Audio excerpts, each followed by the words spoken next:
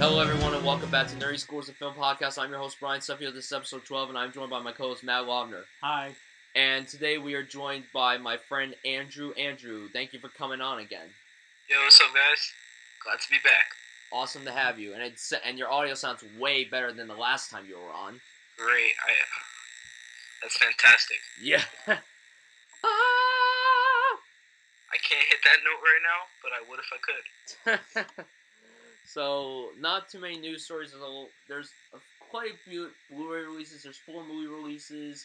Not too many trailers, but they're good enough for what they are. Okay, let's start off with the news.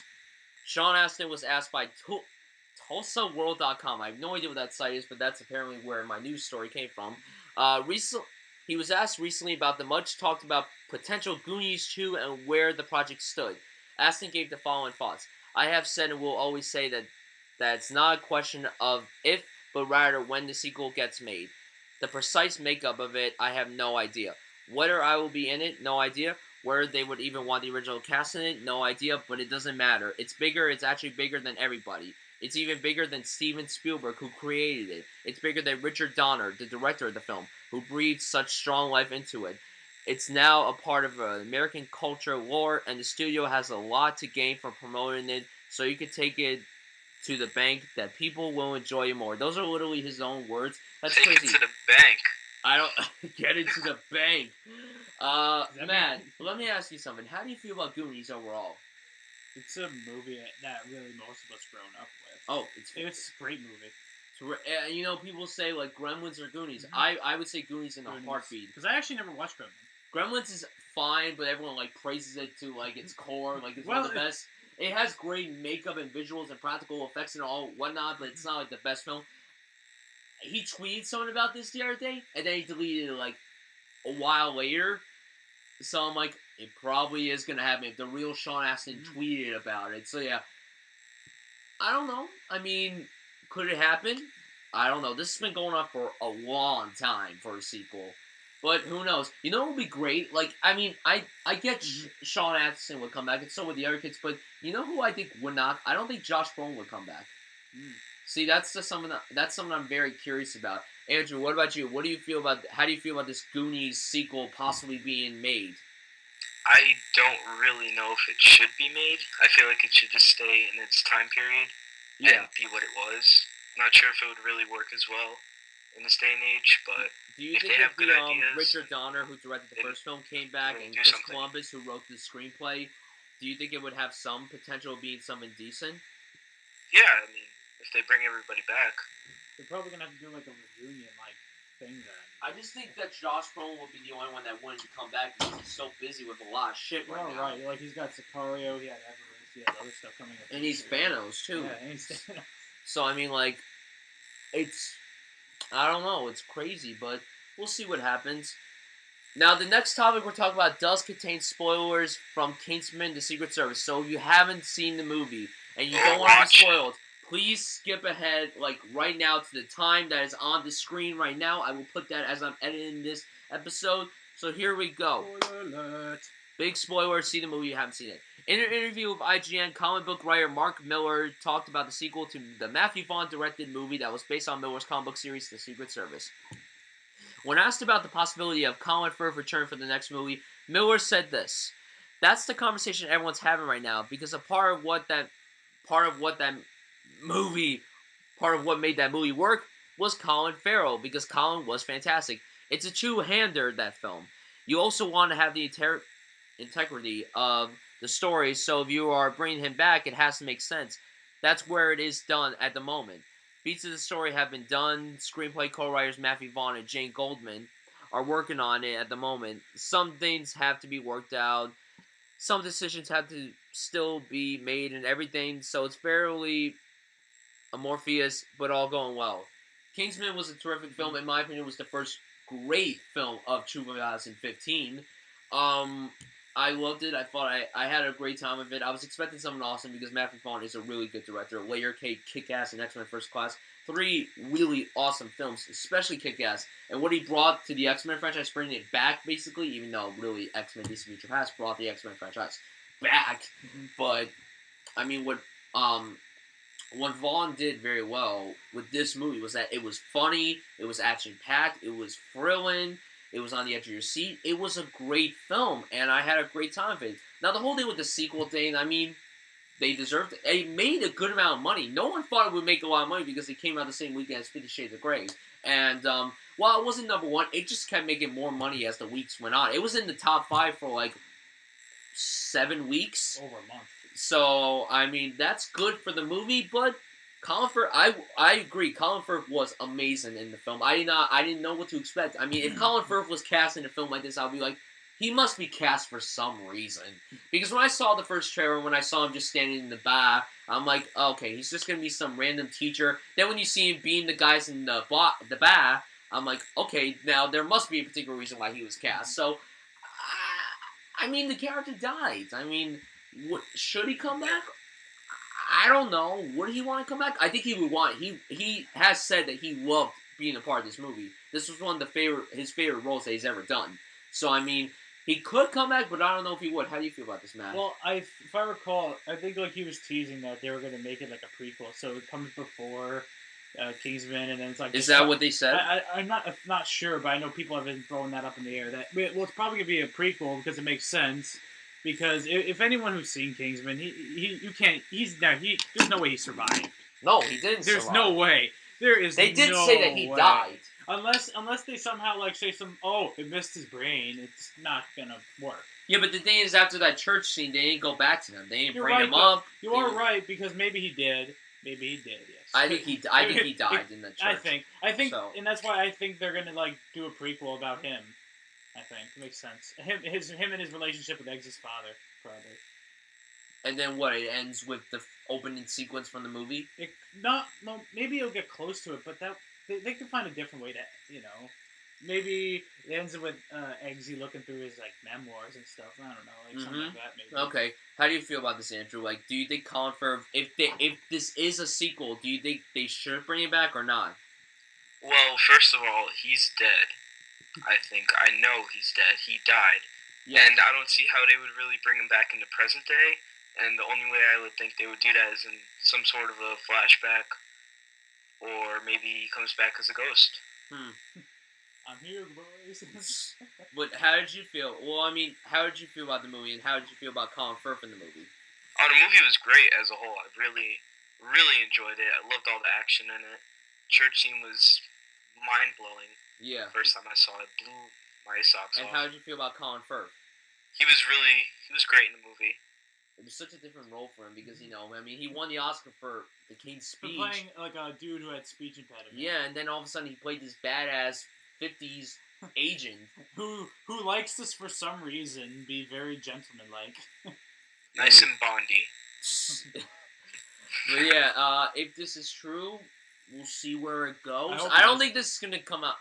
I don't know when this is going to come out. It doesn't even say if it's still be made. I would want Matthew Vaughn to do this film. Well, I mean, they already wrote the story, so hopefully he does direct it. Yeah, we'll see what happens.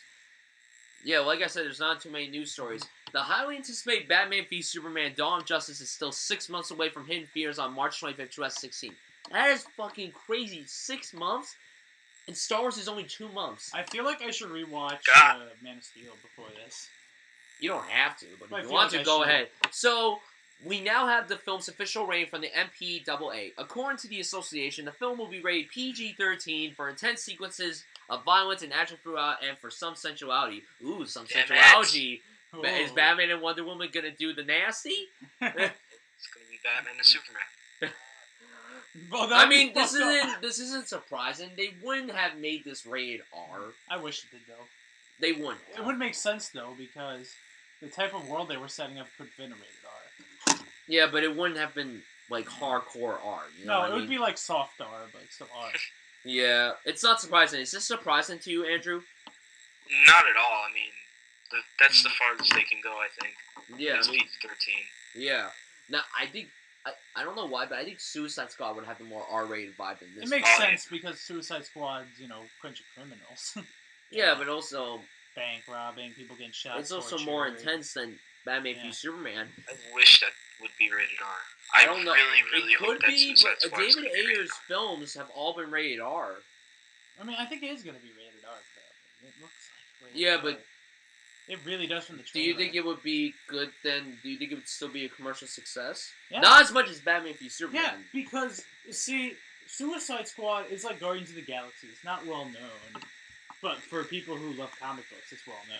Yeah. And the thing is, with Suicide Squad, it's such a good cast, and it makes sense because, as you can tell from the trailers, and kind of people assume that, you know, the parts where Jared Leto's torturing that person is actually Harley Quinn. But, like, it's going to have torture in that movie. Yeah. Because of that scene, because that's how she becomes Harley Quinn in the comics. So, I wouldn't be surprised if it is rated R. I mean, it could be, but at the same time, you never know. So the last news story we have today is the original Disney hit film Enchanted hit theaters back in 2017. 2017. Excuse me.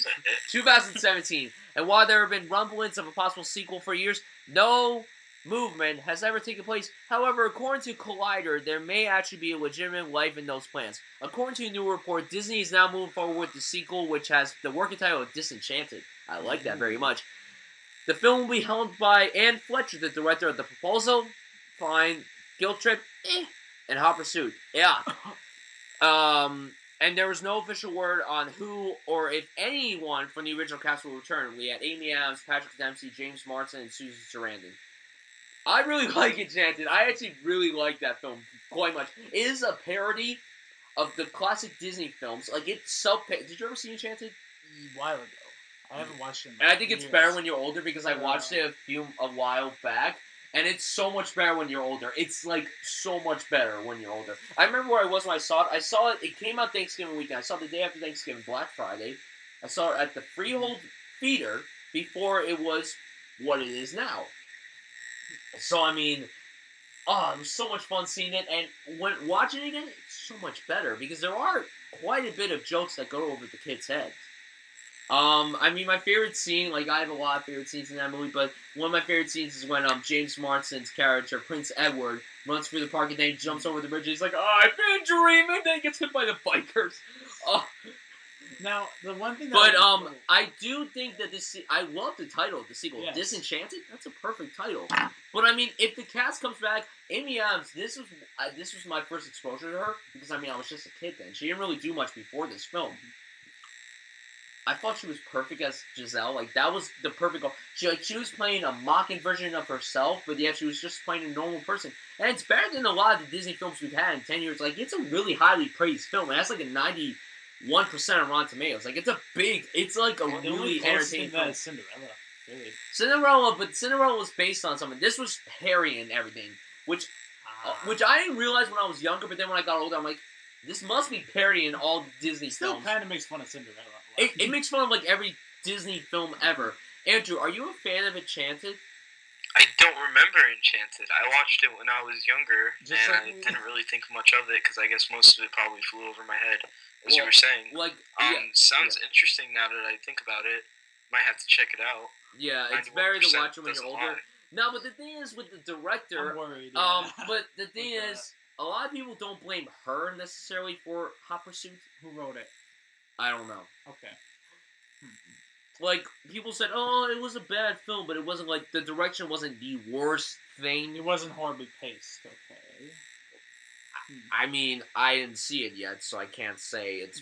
I'm sure if I see it, it will make my top 10 worst of the year. Send your shitty movies to Brian. I'm serious. I'm trying to watch a lot of the shitty review films of this year. That's right, fans. If you want to piss him off, send him a shitty movie. Yeah, please send me a shitty movie from the year of 2015 or any year. But yeah, I don't like the fact. I don't know how I feel about her directing. I know she didn't direct the original one because then it would have said the director of the original film. I don't even know who directed the original film, so I don't know how this is going to turn out. Marshall, man, Marshall. No, Rob Marshall directed Chicago, Into the Woods, and Memoirs of a Geisha, and The Four Pirates of the Caribbean. No.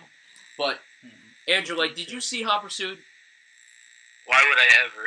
Good boy. You're smart for that. So, yeah, we don't know how this is going to turn out, but I'm curious to know if the cast... I want to know if the cast come back. That's what I want to know the most.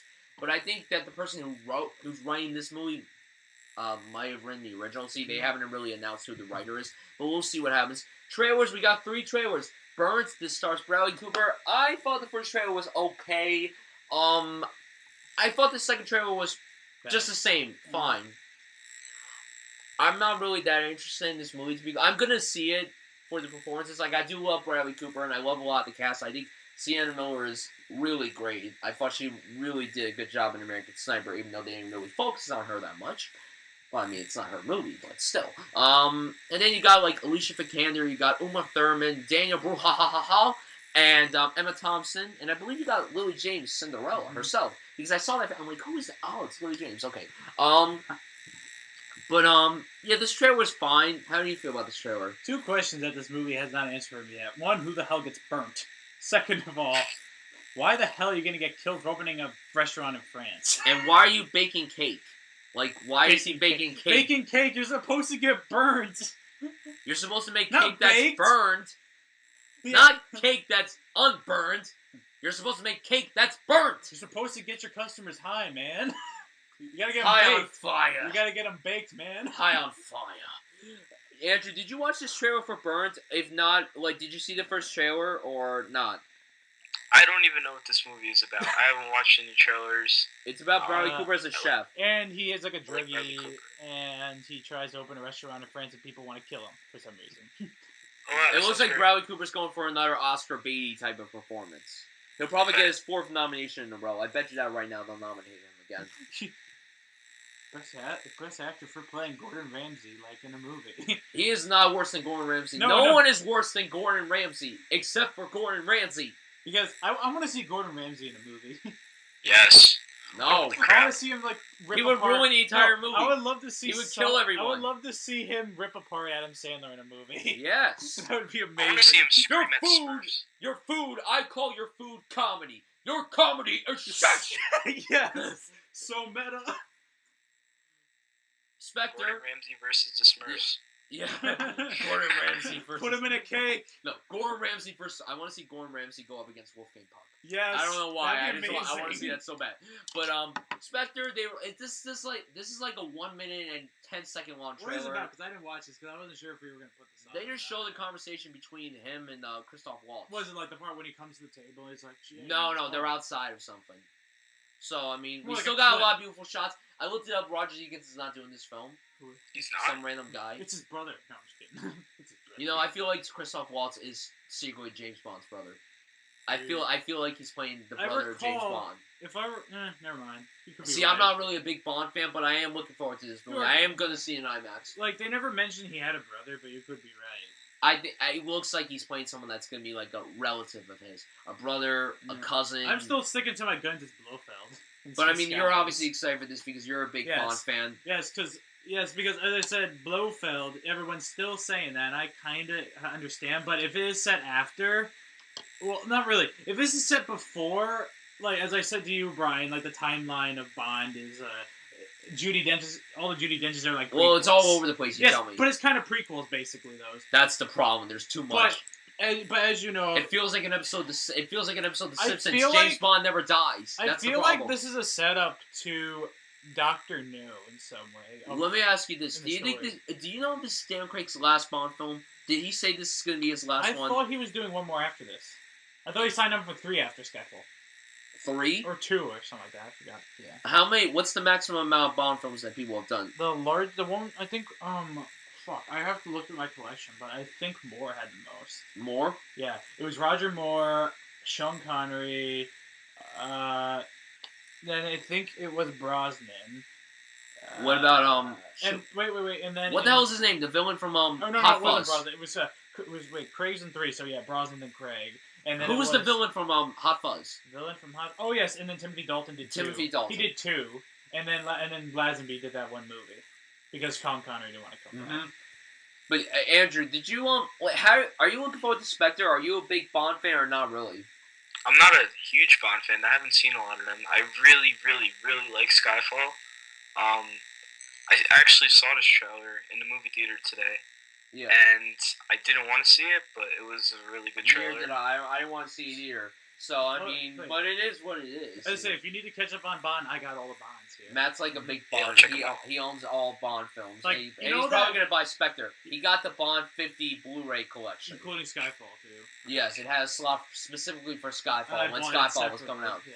Yeah, you had to buy it separately, or Well, else it because wouldn't at be part of the collection. At the time, though, it wasn't out. That's I why- know, man. 'cause That's now- why they released that around the time Skyfall was coming out. But they did make an edition after it came out on Blu-ray where you can get it with it. Yes, I know. And they released just the new one recently because they added a slot for Spectre.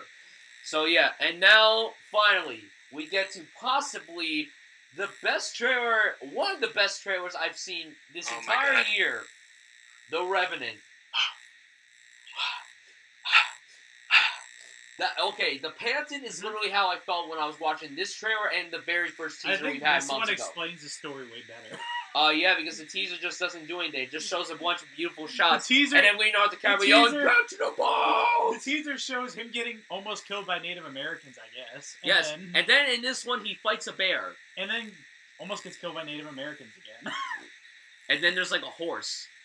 And a lot of snow, and then a bunch of water. And then shoot some guy. And then awesome beards. And I don't know. And shoot some guy while laying on the side of a horse. This trailer was fucking amazing. Yep. This trailer gets a big, thumbs up, triple thumbs up, A+, 10 out of 10, whatever you want to call it for me. I am beyond excited for this film.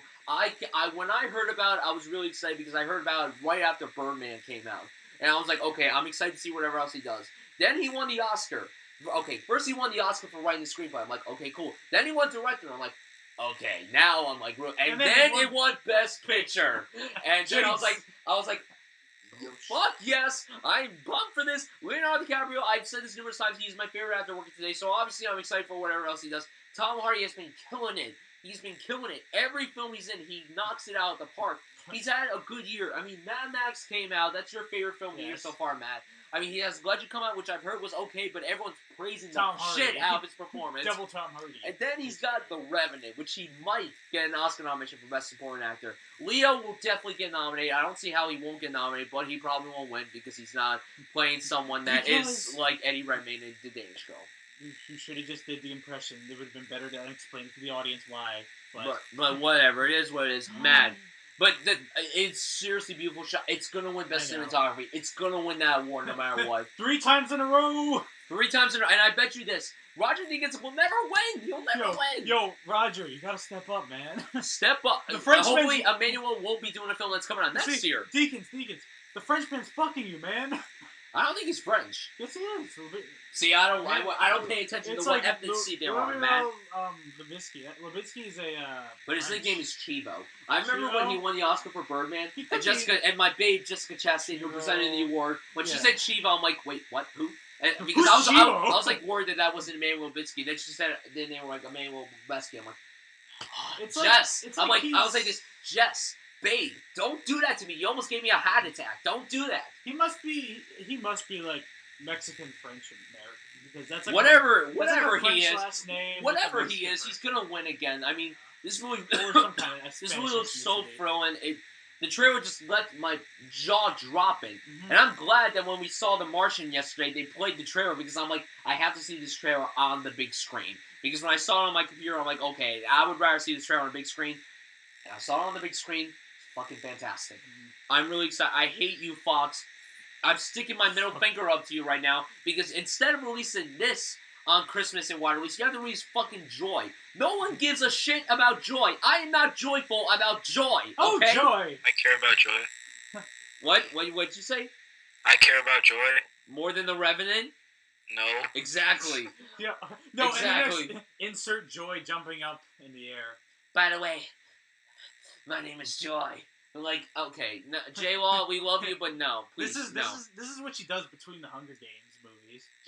She plays like someone that's our age, Matt, and then she plays an adult with 4 kids. Yeah, and she goes around shooting people. Yes, and then she says, by the way, my name's Joy, and then that's how it ends. But Matt, actually, I want to ask Andrew this first. Andrew, now you were hesitant about watching this trailer, but then you're like, oh, fuck it, I'll watch it. What did you think of this? Well, I didn't want to watch it, but then it played in the movie theater. But then you're like, oh, fuck. It's too late to walk I out. warned you before, because I knew when it's like Fox, then Regency, I'm like, oh, this is The Revenant. You're like, oh, fuck it, I'll watch it. Yeah. And you're glad you watched it. Holy shit. My God, I was blown away. That was amazing. I saw it again today, and the scene that has me most excited is number 1, the bear scene. Which I'm convinced that Leonardo DiCaprio is going to show up at the Oscars without a leg.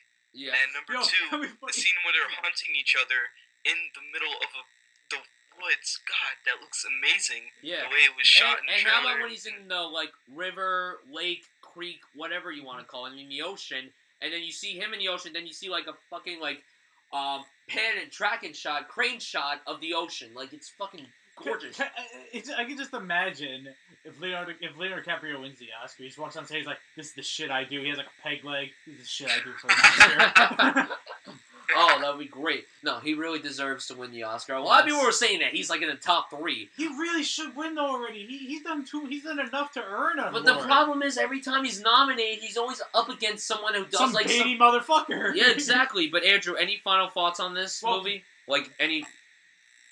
Go ahead. I'm too excited for it, honestly. Like, it got me so just pumped up. Thoughts about it? It's going to be a very quiet movie, I think. Most of it. It's not going to have a lot of action in it, which is going to mislead mainstream audiences, so it's going to be a bit disappointing to the people going in. Yeah. It's going to be an action romp. Yeah. Well, I think... But now, Matt, what did you think of this trailer? Well, okay. It's fucking... Is there anything else to say about it? It's just good. It's just so good. It's because it's beautiful looking, and it's probably one of the best looking almost non-CGI movies I've ever seen on, like, a trailer. Mm-hmm. Like, freaking the bear... I still think that's CGI, but it looks amazing. I don't think it's CGI. Really? If it is CGI... Do you think they let a bear loose on Leonardo DiCaprio? Obviously, they wouldn't let... If they let a bear go on DiCaprio, they should let a bear go on to the crew. That would be amazing. Like, if DiCaprio was actually being bitten by a bear, then that's called bravery, and that's why he should have won the Oscar. Yeah, and he just comes out like, yo, that bear actually tried to fucking kill me. He's like, yo. He comes up on stage, yo, first of all, thank you, but yo, that fucking bear. He had censors, that fucking bear. Almost killed me. Yeah. Hashtag that bear. And obviously Andrew gets that reference. Hashtag the bear. Hashtag peg like DiCaprio. Peg like DiCaprio. This is the shit I do for an Oscar. He has like an eye patch and shit. Shit I do. But he'll look like Sway Wilson from Arrow. No. He would look more like I just thought Nick Fury? No. I just thought of the person. Is it a person with an eye patch? Yes. Oh, Snake Plissken. He would look like Snake Plissken. It's over 9,000. No. What? That's impossible. Leonardo DiCaprio's over 900. Like, you know, he grew out his hair. Impossible. He grew out his hair. He's missing a leg and he has an eye patch. It's just like the government hires him to go to New York. Like, why is it that you're really looking forward to this movie? It's just it looks so good because here's my guess. Like, contradicting Andrew's thought, I think it will have action, but I think it's gonna pick up more like the last third of the movie. Like, I feel like the first third is gonna be introducing all the characters and what the hell happens and why Tom Hardy's gonna be a bastard. Mm-hmm. And then the second half would be him trying to get back to society, I think. And then the third half is going to be him going after them and killing all of them. Like in Pulp Fiction style. Mm-hmm. Probably. But also, you loved Birdman like me. Birdman was my second favorite film As a technical movie, it was amazing. Of course. Like, that's why... It is, in my opinion, the best example is the best cinematography-wise film of this entire decade. That might... Freaking the own dude might just overdo it again with this movie. He always does that, and the fact that it's all shot with natural light is just amazing. Best looking cinematography. Then, we get Birdman, even better. Did they win Gravity? I feel like they only won the Oscar because of that 13-minute opening shot. Well, yeah, which is great, well deserved, but the rest is just. The more I think about the Gravity, the least I like it. I still really like it, but it's just not the same when you watch it on a big ass TV. It's better than watching it in a theater. You know? See, at least with Interstellar. I mean, I know Interstellar again is not a great movie, but you love it. You still love it. I just like it. But like, at least with Interstellar, like, there's substance compared to the Gravity. I'm sorry to say this, but there's no substance really. Well, that's because Gravity is just two people. It's a small movie. You're right. It's just Sandra Bullock. That's it. And, like, actually, now I think about it, that'd be interesting to compare The Martian, the once we get to The Martian, and Gravity. Like, all together. No, like, side by side. Nah, I feel like more people are comparing The Martian to Interstellar, but we'll get to that later on. Final thoughts on this trailer. I'm excited to say, but even though I want to see this and I want to love it, the problem I have is that I don't think he's going to make another movie after this, because this thing is not going to make the budget, probably. Nah, they'll keep making. Yo, really, it's gonna be like his Heaven's Gate, which is a movie that that's an old movie. I really don't. I forgot who directed it, but I know. See, you never know what this movie's gonna make. It probably won't make like a shit What's ton of like money, a mainstream but it'll probably audience? make more money than fucking They might have a mainstream audience because here's what I thought because he won, best director. Yeah, but you know what I don't like? I don't like how they just say from Oscar-winning director Alejandro Jr. Not everyone knows who he is. Yeah. Like if they say Steven Spielberg, everyone knows who Steven Spielberg is. Like they should say from Alejandro G. Inarritu, from Academy Award winner Alejandro G. Inarritu, director of Birdman. They should and say 21 Grams. They should say director of 21 Grams, Babel, and Birdman. I never That's seen what they 21 should have done. Grams, That's what they should have done. Yes, of course I've seen 21 Grams. I love Sean Penn and my girl Naomi Watts. It's Champagne. No, you haven't seen many Sean Penn movies. See, now you almost made me say Sean Penn. But that is probably one of the best. This is hands down one of the best trailers I think of this entire year so far. Yeah. I mean, it is the best trailer. I'm just waiting to see the actual final Star Wars trailer to see if I don't know if this is gonna top that. I don't know. It could. But let me ask you guys some of this, because since this is coming out wide release on January 8th, and The Hateful Eight's coming out wide release on January 6th, which one are you more excited for? I'm personally more excited for this. I think it's even. It's hard because I like Hateful Eight because of how it's going to be very bloody. But it's Tarantino. Even if it's just like a comedy about pigs shitting in the woods, it would still be exciting. But it's because see, they're both kind of in the same period of time they're happening. Yeah. Except one's a super serious survival / revenge movie, while the other one's just a comical but kind of serious revenge movie of kind of surviving as well. Yeah. What about you, Andrew? Are you looking forward to this more than The Hateful Eight, or what are you? I think I'm looking forward to The Hateful Eight. More than The Revenant? Why do you say that? Yeah, Quentin Tarantino is amazing. I love his dialogue. I cannot get enough of that. And it looks like The Hateful Eight is going to be one of the most dialogue-heavy movies he's ever done. It's probably going to get... I bet you it's going to get nominated for Best Original Screenplay at the Oscars. Yo, it's shooing for that award. All I'm going to say is the ending's probably going to be freaking Sam Jackson's going to strap Kurt Russell to the front of his car. I have a joke to tell... When we get to The Martian, I have a joke to tell you. I texted you this yesterday, Andrew. I'm sure you already know what joke I'm talking about, but you're going to love this joke, Matt. Okay. You're going to love the joke when we get to The Martian. Because we all saw it yesterday. Yes, Blu-ray releases. We got 5 Blu-ray releases. Entourage, the movie. I am a big fan of the show. Matt knows that very well. 2 episodes. Matt knows how much I adore this show to death. And why I think when the movie was coming out, when the first teaser came out, I'm like, okay, I'm gonna watch the show tomorrow. So then I started watching the show. I mean, it definitely has its misses, but I still think it's a great show. It's definitely one of my favorite comedy shows. Plus, of course I was excited. Who wouldn't want to hang out with these guys? Plus, who wants to see Turtle get beat up by Ronda Rousey? Well, that's the movie. Yeah. So obviously, I was looking forward to this movie. I really liked it. I know it wasn't the best critically, but us YouTube critics dug it because you know what? I really feel because you know what? This was a movie made for the fans. I know a few people out there who didn't watch the show that actually enjoyed this movie. But then, of course, there were people out there who said, I don't like the show, so I don't like the movie. Then why the hell did you watch the movie if you don't like the show? Well, Common sense. Can I say something What? Okay, I didn't really watch the show that much. But I know we grew up with it, both of us. I wouldn't say grow up. That's a little too far. We didn't watch it, but it was around. Yes, man. It was around when we were little kids. And I remember all the Spike promos for it. But ew, you can't watch it uncensored. I mean, censored. No, but I remember that, here's Entourage reruns. I'm like, I don't. I just wasn't interested at the time in it. Yeah, of course you weren't. But I just feel like that this is probably the most critically underrated movie of the year. No, critically, that doesn't sound right. I don't think that's the right way to say it. I'm trying not to say completely overrated because people love critically it. Critically underrated is not that. That's not a right way to say it. But critics connected to major reviewing. I don't know. Just trying to say that the people that saw it first. I mean, it was a one episode of Entourage. That was what the movie was, but I didn't have a problem with that. That's the point of most of those types of movies based on HBO TV shows and stuff. It's just a longer episode, basically, that wrap up the story. But this is better than fucking Sex and the City. It's better than... this is the guide version of Sex and the City. I was about to quote you on that. Did you say that? I have said that. It is the truth. But yeah, I dug the movie. I bought the movie on Blu-ray. I haven't watched the entire thing yet. But everything I've watched... Oh my god, it's visually beautiful. It was a beautifully shot film. You're probably like, oh, comedy film was beautifully shot.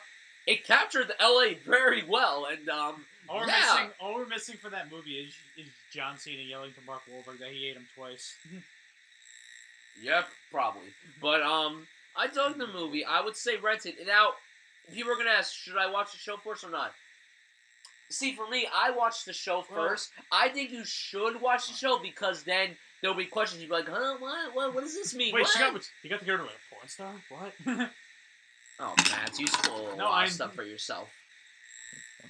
You spoil a lot of stuff for yourself. Bad. Shame on you. But yeah, I would say rent this movie. Next movie, Spy. Spy, directed by Paul Feig, starring Melissa McCarthy, Jude Law, Rose Byrne, and Jason Statham. Who's probably in his best performance ever, from your opinion. Stop quoting me! Get off! Spy was a good movie, very overrated by the critics. It does not deserve a 95%. I'm sorry, that's a little too high. I would give it like a 79 or 80%. I gave the film a B. Oh, by the way, I gave Entourage an A- when I saw it. This movie I would give a B. I actually didn't. This is the only movie that I saw in the theater that I haven't uploaded a video review yet. Oh, Jupiter Ascended. No, never again. But Spy was a very good film. Melissa McCarthy was. I enjoy watching her on screen, and Jason Statham killed in every scene he was in. He was the standout of the entire film. Loved his scenes. There's a scene where he talks about a car and fire, and it's like amazing. I was in the car and I was on fire. I can't do the best Jason Statham impression, but I know a few people that can do great impressions of him. But I enjoyed this movie. I had fun with it. I thought it was funny. I thought the action was really well done. I think it's a good showing before he does the Ghostbusters movie, which I'm confident that movie won't be bad because of the cast and the director and all that stuff.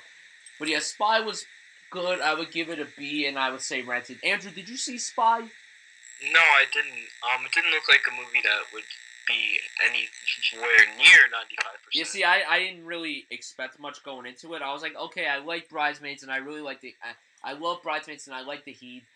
So I'm like, okay, maybe this film will be good, and it was a fun film, but it wasn't like amazing. Well, if you had to like say, was it better than The Heat?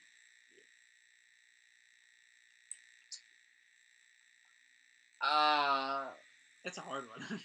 I don't know.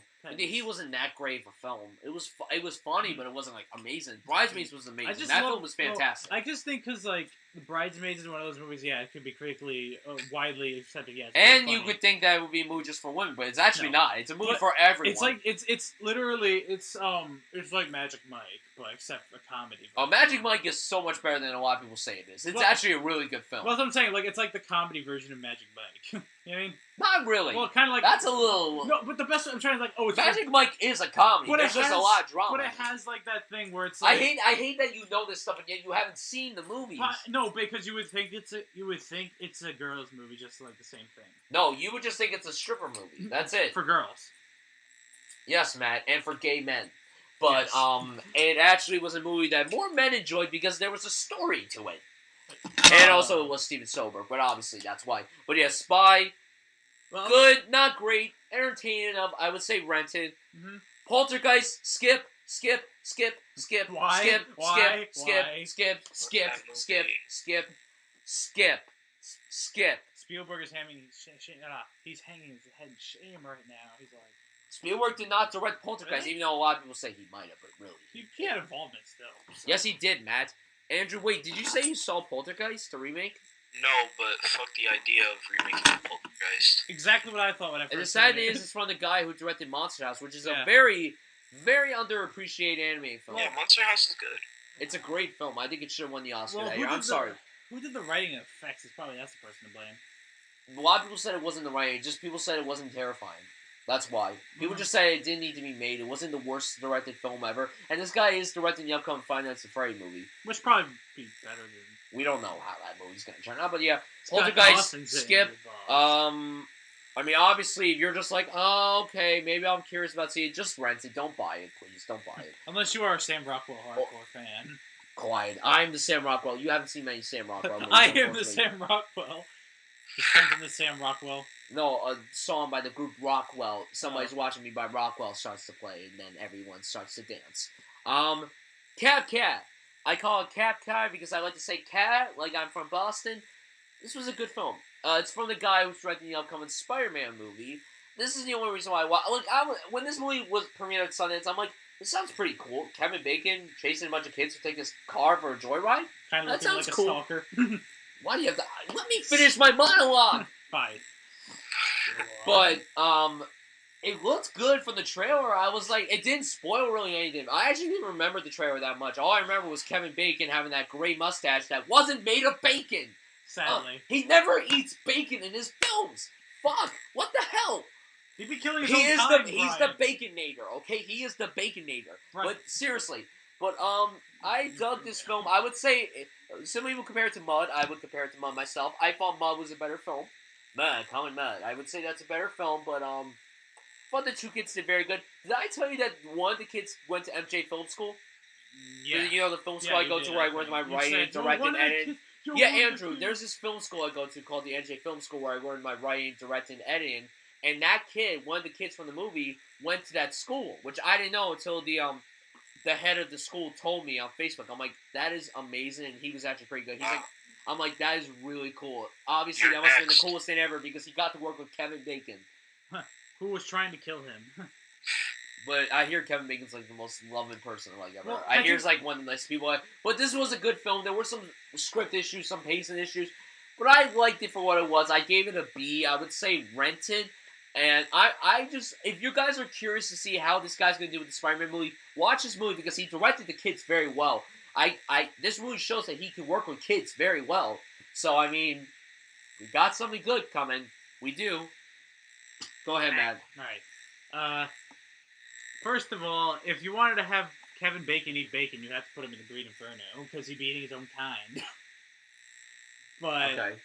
Yes. But, I was surprised, though, because when I first, saw the trailer, I was thinking, well, it's going to be like a B movie. Great. It's going to be very bloody, and, well, there was a lot of blood near the end. Yeah. But it was actually had a good story, and it was actually kind of cool, because I thought the kids would be annoying, but they weren't. Yeah, same here. They were annoying at first. But then, once everything happened... Was it the redhead or the ginger, or whatever his name is, that one? Other one? A redhead and ginger is the same thing, right? Oh, really? I never knew that. Where have you been? Were you just born yesterday? Okay, I've been locked on a ship like Sloth, alright? Good for you. And I've been eating Babe Ruths, man. Oh, good for you! But... You are chunk! You are so chunk! That is the truth! Chunk. I'm chunk, but not as adorable. Do the truffle shuffle! Actually, no, don't do it. I'll probably vomit if you do it. Okay. But, okay. But, yeah, continue about this movie. I actually liked it. It's just, it's not, I wouldn't say it's memorable, but it's really fun. It's really not memorable It's at fun, all. though, to watch. It has good build-up. It has good pacing. It does. But, and then again, when that the payoff's really good, kind of. I just wish they kind of had a better ending to the movie. Yeah. Because it just ends abruptly. Uh-huh. But, not to say anything, but it just ends the fuck happened. Yeah. And, well, Bacon's amazing, man. He's terrific. He's got that mustache yelling, "Don't you dare take my cop car!" Yes, that's correct. Andrew, wait, did you see Cop Car or no? You didn't get to see it? No, but I want to. It sounds pretty... It's on demand. Sounds like a cool concept. If the guy directed it wasn't directing an upcoming Spider-Man film, would you still see it? Yeah. Alright, that's cool. It's still on the... Wait, does he have... You have Comcast? Or no? I think it's still on demand. Yeah, it's still on demand, I think. It's what is it? But I think it's going to be on Netflix soon. Yeah. So, Because we watched it when it was on demand, because it went straight to demand. Oh, it was in limited theaters and VOD. Yeah. There's a movie coming out in 2 weeks that has the limited release, and they don't... Damn it, Matt. Yes, Beast of No Nations. With Idris Elba. Yep, and from the guy who directed True Detective Season 1. Okay, the last movie release and the biggest one out this week is definitely Avengers Age of Ultron. Now... What age? I just slapped Matt, if you guys couldn't hear that. Okay. This was my second most anticipated film this year behind good old Star Wars, The Force Awakens. So I, of course, was very pumped for this movie. The marketing was terrific. I loved the first Avengers. I really have been impressed with where Marvel's been going. Captain America Winter Soldier, when that came out, I'm like, oh my god, Marvel has just stepped up their game perfectly. Then Guardians of the Galaxy came out, and I'm like, they did it again, and it's so good. So then I was expecting Age of Ultron to be great, like a triple streak of greatness. I was like, if this happens, then Marvel is going to be good. And then I saw the movie on the Thursday night it came out. I liked it, but I didn't love it like I wanted to. I liked it.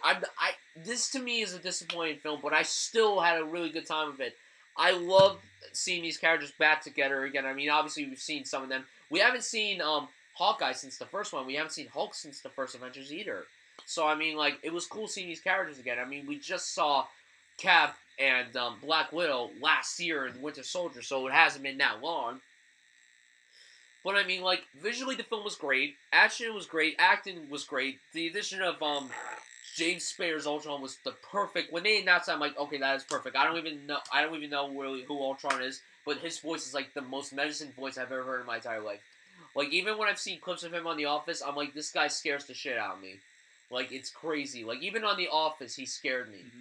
That's crazy. Like, at a comedy, you scare me?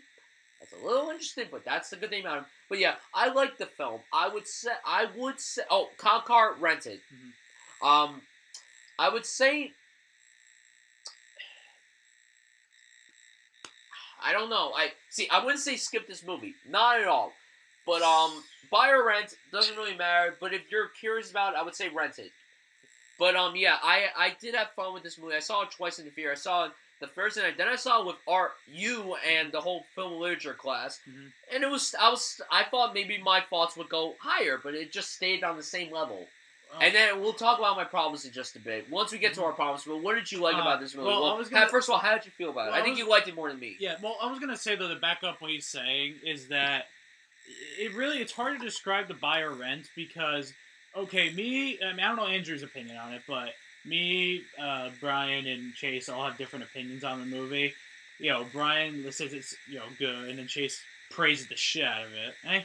I just think. I mean, he still says that it has problems. I still think it's great, but I don't think it's like praisable. No, I feel like it's not. I'm not saying it's a bad film. Not at all. See, it's kind of like saying Iron Man 2. It's like Iron Man 2 is not a bad film. It really isn't a bad film. It's just not great compared to the first one. Just like that's what I'm saying. Like that type of thing. Same with Iron Man 3. Well, I think Iron Man 3 was better than Iron Man 2, but right. I think I had a better. I like the whole story behind it.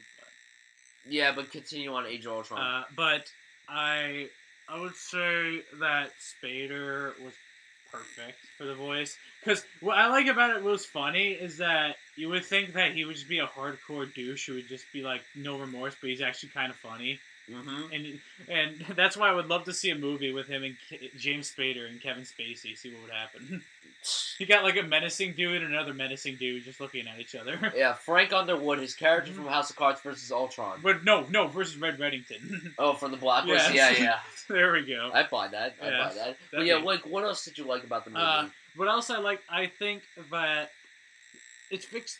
I do see what Chase was saying. It does fix some of the issues. Like, I feel like I didn't have any issues with the first one. I could see because when I first watched it, I don't know. It just felt like the time got kind of went on to me. The timing of the movie, how long it was, and this one, it never bothered me. The timing in it bothered me a little bit, but I feel like it fixed the pacing better. I feel like it was the same time though as the original one. So really... but I feel like it was just betterly streamlined. It's just the problem I had was I actually wish it was longer than the first one. That's because there was a lot of stuff that was all over the place. That's why. Yeah, but that's what we'll get to. That's the problems. Big issue. That's the big issue. Yeah, with the film but we have different degrees of how much we hate that. Yeah. So, but okay, I just want to say one thing. I know it's been dead. I know it's been. No one's talked about it for a while, but. For people who are still giving him shit about the whole Black Widow stuff, I felt like it was natural. That's just me. I just feel like they should put more of it in.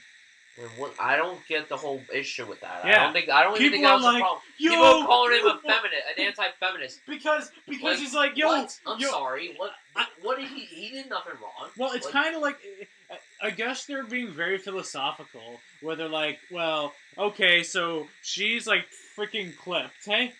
And he's a rage monster, so they're not perfect human beings. That means that's fucked up because two monsters are fucking each other. But still, and they don't fuck either. That's the thing. But yeah, Andrew, overall, did you like Age of Ultron? Tell us the things that you liked about it. Okay, number one on the agenda. Iron Man 2 is not a good movie. at all. I really don't like that movie. Got it. No, number 2, I really do like Age of Ultron a lot. I think more than most people, actually. I had a great theater experience the 2 times that I watched it, one day after the other. It was a really fun movie. The action was really great. The acting was good. I mean, the villain was a little bit weak. Could Yeah. have done more with him, but They had more. But James Spader was perfect, though. Yeah. good voice. Yeah, good voice, James Spader. What else did you like about it? Did he leave us? No, the mic. Okay. Andrew, you still there? Andrew, are you still there? Oh yeah, it. Matt, please don't explain for us audience members, please. Should we just say technical difficulties? Technical difficulties, please. We are fucking back, ladies and gentlemen. After some stupid power surge from Matt's end, I blame Matt for this. We are back. So, yeah, let's just continue it. So, like, Andrew, like, 12.5. you were talking about how you, liked James Spader's voice, and that's where he last left off. What else did you like about the film? You already talked about, like, the visuals and the action and the acting. Like, what else? I don't know. I just enjoyed it. It was a fun time. Would you say it's better than the first Avengers? I think it's on par, actually. Okay. It's So just now, not a popular opinion. yeah. I can see where So like, and how do you feel about the whole like feminism controversy stuff? Don't you think it's really dumb? Yep.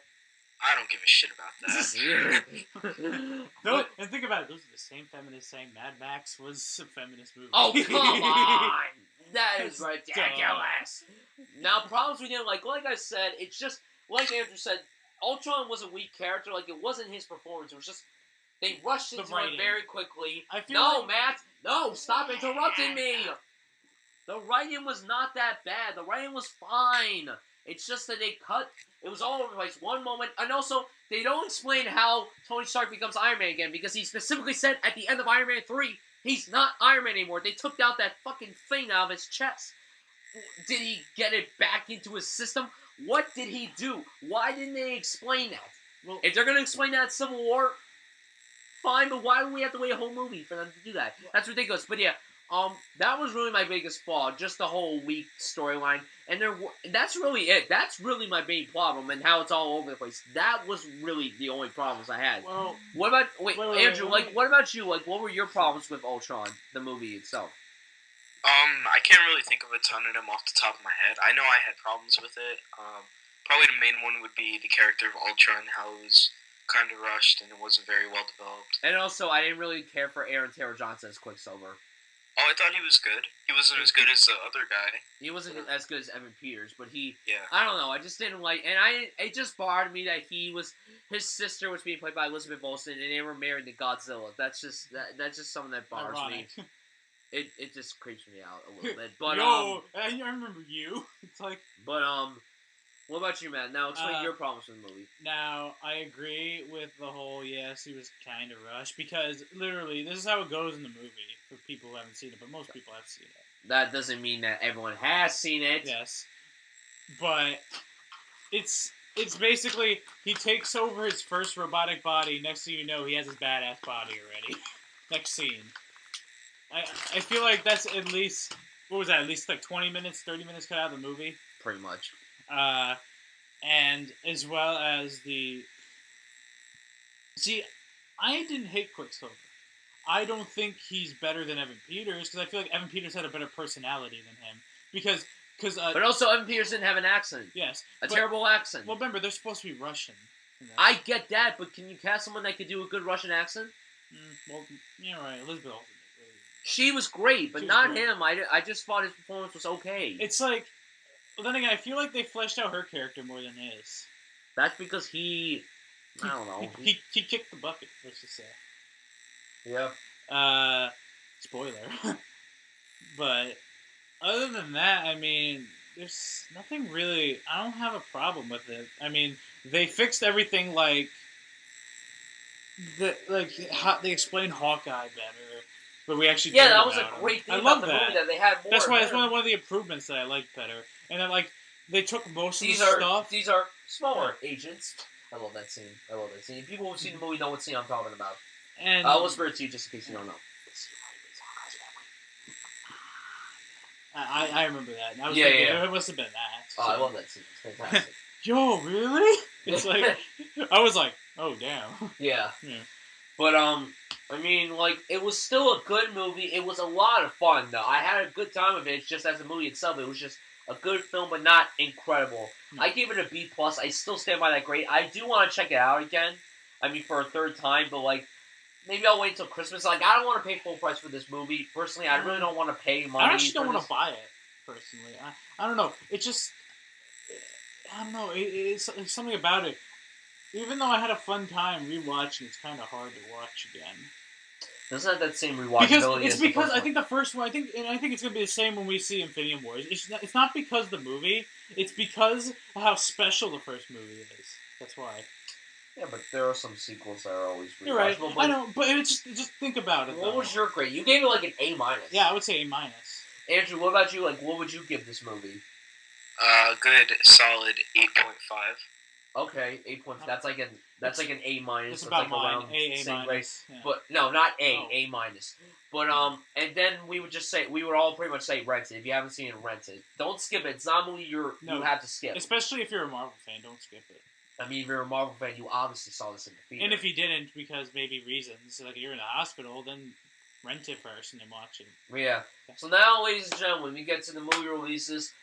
The Martian came out this week. This is a film that I've said numerous times on the show that I've been so hyped up to see ever since this was announced. This was announced shortly before Ridley Scott's last film, Exodus: Gods and Kings, came out, and I'm like, he's working with Matt Damon, who's like my second favorite actor ever. That's like perfect. And he's stranded on Mars. That's fucking amazing. Don't interrupt me yet, Matt. Wait until it's your turn. So yeah, I really like the trailers for this movie. I only read the first 60 pages of the book, and I honestly did not remember any of it because I read it so long ago. So I'm kind of glad I went to this movie like someone who hasn't read the book. I'm like, oh, I don't know what's gonna happen. This was someone I was hyped up to see. Before we get into our actual thoughts on the movie, I just want to ask you two, like, what were your expectations going in? Andrew, what were your expectations going into this movie? Wasn't really sure. I mean, I was hearing good things about it, but I wasn't really sure where it was really going to go. Like, just based on the concept, I was like, alright, how long can this possibly be? Yeah, and how what much about stuff you, can Matt? actually happen? I would say when I was thinking, all I could think of is like, well, Matt Damon's gonna science the shit out of this movie, and he's gonna flip off Neil Armstrong. Okay, definitely. But really, give your serious expectations going well, in. I thought it was... Well, you haven't seen many Ridley Scott films. No, well... I said many. Alright. Yeah. But I was thinking, well, this looks really good. It looks beautiful. I won't take it away from that movie. When I saw the trailers, I'm like, man, this is a good-looking movie. And the acting, the cast is probably one of the best casts in like years. No, it's one of the best casts since almost of this year. Mm-hmm. Definitely. So, we all saw this movie yesterday. We saw it in 3D. We'll talk about the 3D later on. So, I hope Matt didn't watch my review for this movie. No. Okay, good. Because The Martian is currently competing with Inside Out as my favorite film of the year so far. Fuck it. What? What? Oh! What was that, Andrew? Whoa! No, he was screaming. I thought he was like, no! Wait, did you say no or oh? Whoa. Oh, I thought you said no. Oh. Oh, okay. Oh my. Oh my. I adored this film to death. I fucking loved it. I had a great time with it. The story was so good. It honestly, and I know some people have said this, it felt like I was watching a true life story. It honestly felt so real to the point where I'm like, oh my god, I'm so enthralled by this. I had my jaw drop throughout the entire movie. Like, from the first scene all the way to the end, I'm like, oh my god, this is like the greatest thing ever. The writing by Drew Goddard, who wrote and directed Cabin in the Woods, which in my opinion is the best horror movie of this decade. Horror-related movie, if you want to call it. His script was fantastic. The dialogue was so superb in this movie. I really hope that he gets an Oscar nomination for Best Adapted Screenplay. Ridley Scott's direction, this is the best film he's directed in a very long time. This is, like, in my opinion, the first great film he's had since American Gangster. There are people out there who say Prometheus is a great movie. I say it's good. It's not great, but it's a good film. Be quiet, Matthew. It's not your turn! Ah! No interruption, please. I'm in the pit. You're in the pit. Go in the pit. Stay there. Then we get to the visuals. Oh my god. It looked so good. Now he actually, I'm sure there was some green screen stuff when they were filming outside, but when they filmed outside, they filmed on a real desert, and that was good. Like, talk about someone that actually doesn't use green screen. I'm talking to you, Josh Trank. And then you got the performances. Matt Damon killed it here. Some people say this is the best he's been in a very long time. He's always good. Do people not understand that he's always good in everything he's in? He was amazing here. Some people say he could get an Oscar nomination. Hey, listen, I don't know if he's going to get nominated, but I wouldn't be mad if he got nominated, believe me, because this is his first great performance in a very long time, but this is probably this is high up in his performances, in my opinion. You got every other cast member shined in their moments. My babe, Jessica Chastain, killed it here. That beautiful, talented, redheaded woman just killed it here. Every time she appeared on screen, I was like, babe. There were certain scenes involving her and the dude, and I'm like, I flipped the dude that she was talking to or talking about off. And Andrew was like telling me to calm down. I'm like, no. I cannot calm down, no. Even Matt understands how much I love Jessica Chastain. Yes. She is the official babe in my book. Originally, Shailene Woodley was that, but then I realized Jessica Chastain's babe. And then everyone else did great. Jeff Daniels was terrific here. Chiwetel Ejiofor killed it here. Kristen Wiig did good. Kay Barnes did good. Sebastian Stan did good. Michael Pena did good. Donald Glover even did good. Like, every performance was good, and every character had their moment. There was not one weak performance in this movie. The unsung hero. And, I love how there's, like, 3 different stories in this movie. You got Matt Damon on Mars, you got the crew that went with him to Mars, traveling back to Earth, and then you got the NASA team on Earth, figuring out what the hell to do. With Solomon. Like, it's crazy. With Solomon North. With Solomon Northam. I'm a free man. With Solomon and, Harry. Yeah, Harry and Solomon on Earth. Oh, yeah. Here's my joke. Mm-hmm. Andrew, I told you this yesterday. Matt, the character of Jeff Daniels, his name is Teddy Sanders. Mm-hmm. There's another movie that came out a while back where a character has the exact same name as Jeff Daniels' character. You will never guess. The character that has the same name as Jeff Daniels is Teddy Sanders, a.k.a. Zac Efron from Neighbors. So, this movie is a sequel. So, I guess Zac Efron went from being a model. Listen. So, he became a model for Abercrombie. Then, all of a sudden, he became the director of NASA. I would buy that film to, like, the death. So, Zac Efron later becomes Jeff Daniels. That is fucking brilliant. I'm going to call Steven Spielberg. Steven Spielberg, you need to go on that right now. Team up with Ridley Scott and Seth Rogen to do that shit, because that shit would be dope. But yeah, this movie was truly amazing, and the 3D too was perfect. If you guys do not like 3D, I don't know how this movie's going to be like in 2D, but try to go see it in 3D. It's truly amazing. The 3D did not bother me at all. I'm not usually a big 3D fan. When it's not IMAX 3D, I'm not usually a fan of.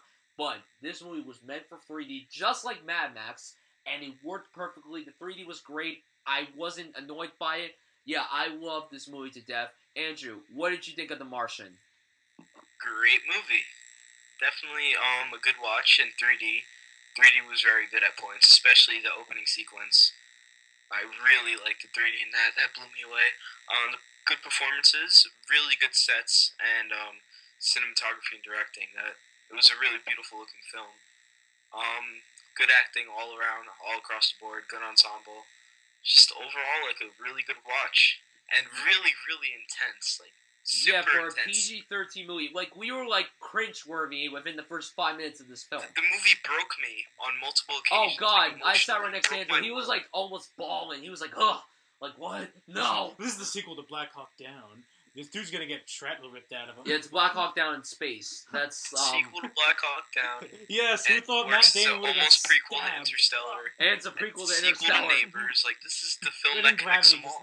Yeah, and once Andrew finishes, like, I just want to say something, like, Interstellar was my most anticipated film, one of my most anticipated films of last year, so I was expecting that film to be fucking fantastic. It's the and I listened, and him, quiet, but I was so pumped for it. I liked it, but I didn't love it. But, see, But the thing is, though, I was kind of worried that this movie would be like that. This is what I wanted Interstellar to be. A great film. Now, obviously, this movie was going to be funnier than Interstellar, because Interstellar was just a serious, sad movie throughout from beginning to end. Comedy. But there's no comedy in Interstellar, except for Matthew McConaughey.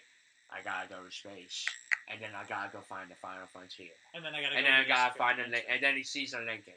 I'm gonna find that Lincoln, and I'm gonna drive it. On that planet. On the planet that looks like Iceland. But,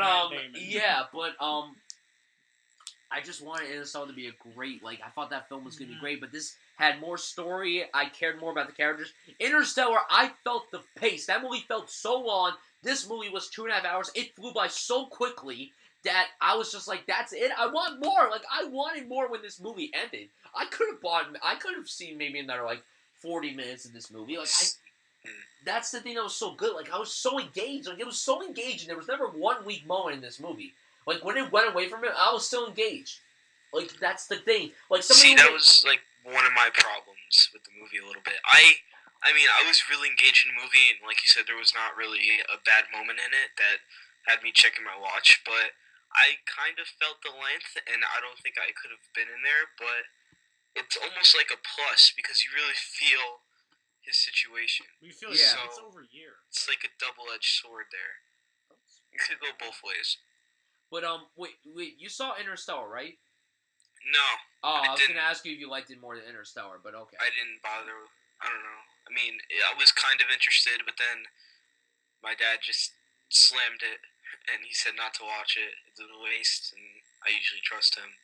And the funny is, when I didn't see it on IMAX when it came out, everyone said you should have gone to see it on IMAX. See, when I saw it in 2D, that movie was still fucking loud when it wasn't in IMAX. I mean, my ears would have been, destroyed if I saw that movie in IMAX. But, yeah, I'm glad you liked the movie, though. Matt? Well, I was gonna say for Brian, it's not really a spoiler that took place over a year, because obviously, if anyone knows science, which this movie does very accurately well, like Interstellar. Oh, but who cares about the scientific accuracy? I don't give a shit about that. Well, okay, but this movie, the thing is, this movie is surprisingly funny. Because I heard, I heard people say that the book was funny. That's because the book was funny. Like I said, I don't really remember much from the book, but I remember, I remember I looked at one page and I couldn't stop laughing for 10 minutes. That's the thing. See, because it's just Matt Damon, he should be in more comedies.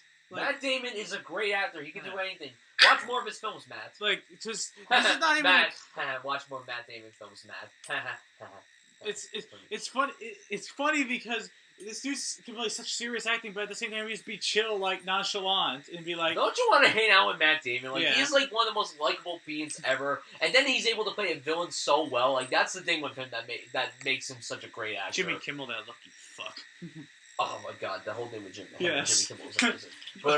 But yeah, Matt, why is it that you... I'm sure you like this movie less than me. I like this movie way more than you, definitely. Well, I would say that I found it interesting still. I like the whole thing behind it, how Chiwetel Ejiofor was the whole... Because there's what it deals with, too, is not just it's not like the whole getting him back to Earth thing is not clear cut or anything. It's not oh, we'll just send them guys over, go get them. No, it's very complex, because you got, the media, which, it's what I said is good, because it's grounded in reality, this movie. You got the media's on top of it, and stuff like that, so it feels like this is actually happening, in this day and age, which could. For all we know, we could send Matt Damon to Mars, and he might get stuck there. Yep. But, it's just... It's really hard to describe this movie, because you have to see it to understand it. Obviously. Matt Damon just works. He just works, because he's Matt all by Damon himself. works in anything he's in. He's all by himself, too, and he's just, cracking jokes, people around and stuff like that, and also, he's just, good. He's got a lot of confidence and stuff, and when he has to be serious, he is serious. So, he's not just funny throughout the entire thing. But the scenes in between mostly, yes. But the scenes when he like breaks down and cries, like I'm like crying. I think I almost cried like 2 times in this movie. So I mean, like it's just perfect. But it was pacing. so compelling. It's perfect pacing. It's so it's compelling. It's funny. It just feels like it's like the Wolf. I want to say like because I want to compare like Wolf of Wall Street because it's kind of like that. The Martian's kind of like Wolf of Wall Street, except no, not even. Well, I'm saying like it's got comedy.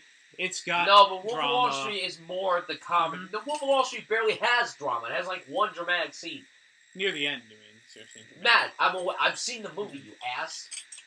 But what I'm trying to say, it's a movie with you sniffling ass. What is that from?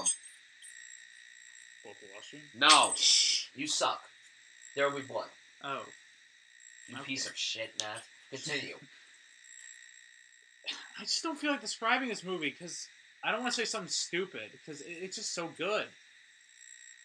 Did you have any problems with the movie? No, not. Damn it! Really, like. Can we ever have different opinions? Well, no. I mean, even though it's like if I want to be like a very really critique, I thought the ending was just kind of like quickly abrupt, but it was kind of funny. Okay. You know, like the last shot of the movie. But Andrew, your only problem really was just the pacing. That's it.